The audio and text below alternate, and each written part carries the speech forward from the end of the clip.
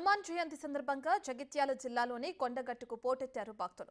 ఆంజనేయ స్వామి ఆలయంలో ఘనంగా పెద్ద జయంతి ఉత్సవాలు జరుగుతున్నాయి. నిన్న రాత్రి నుంచి కురుస్తున్న వర్షాన్ని సైతం లెక్క చేయకుండా కొండపైకి చేరుకుంటున్నారు హనుమాన్ దీక్ష పరులు. జిల్లా కలెక్టర్ సత్యప్రసాద్ స్వయంగా దేవస్థాన ఏర్పాట్లను పర్యవేక్షించారు. ఇక భక్తులకు ఎలాంటి ఇబ్బందులు తలెత్తకుండా చూడాలంటూ అధికారులను ఆదేశించారు. ఉత్సవాల కోసం 800 మంది పోలీసులతో భారీ బందోబస్తు ఏర్పాటు చేశారు.